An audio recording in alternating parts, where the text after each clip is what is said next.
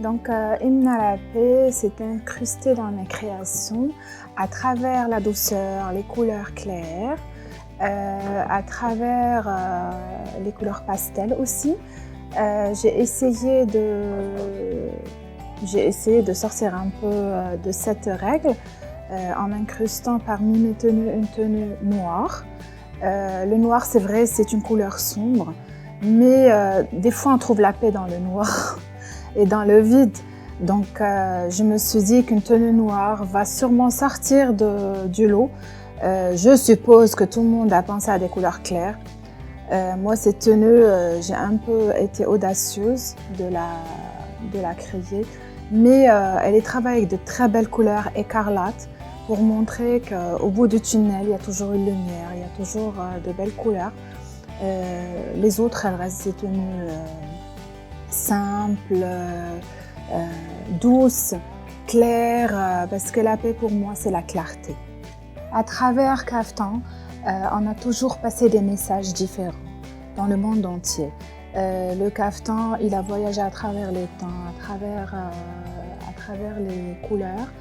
Et cette année-là, on va montrer à travers grand événement de Kaftan que la paix, elle est là.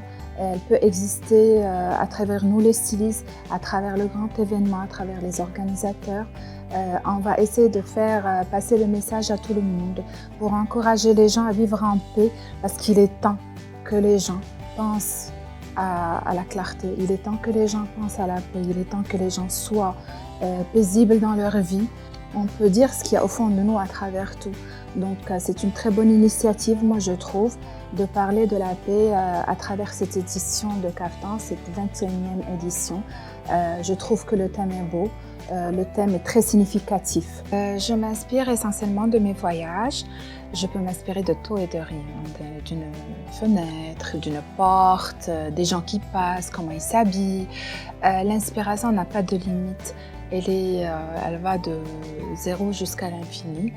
On peut s'inspirer d'un vide pour aller s'inspirer d'un grand monument ou d'un meuble. Quand on est créateur, on imagine tout ou on part de rien pour imaginer un tout. C'est plutôt ça. Donc, la créativité n'a pas de limite et l'inspiration aussi. Les sources d'inspiration n'ont pas de limite aussi.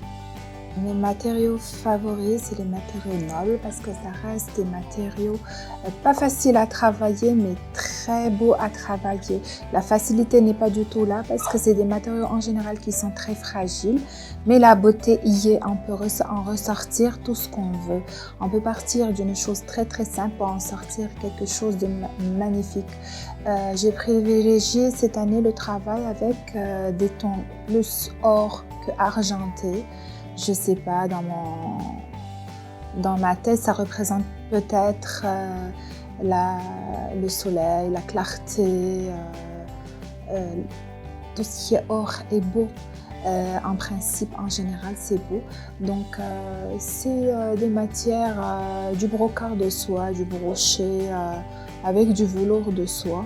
C'est toujours passe-partout indémodable. Pour cette année, j'ai adopté un style très traditionnel comme l'année dernière, mais la différence, c'est que j'ai incorporé des couleurs écarlates, douces, jolies. J'ai travaillé sur un tissu plutôt travaillé, mais le travail est très coloré. Par contre, l'année dernière, j'avais travaillé sur des tissus très sobres, et avec des tons sobres. Cette année, je suis partie sur des couleurs écarlates qui font plaisir à l'œil, qui vont plaire à tous les âges, je crois, et qui restent jeunes, gais, beaux et qui représentent la paix, la gaieté. L'événement Kaftan pour moi, c'est un peu comme le nouvel an de ma créativité. De nouveaux jours se manifestent et par rapport au thème de Kaftan, je crée ma collection sur laquelle se basent les 6 premiers mois de l'année, c'est-à-dire si Kaftan a lieu en avril, dès le 22 avril, c'est comme le 1er janvier pour moi. Et les 6 mois qui suivent, je me base sur la collection de Kaftan qui est cette année Hymne à la paix. Donc Kaftan pour moi c'est, je vais pas dire l'un des plus importants événements, mais le plus important événement de ma carrière et de tous les événements auxquels je participe pendant toute l'année.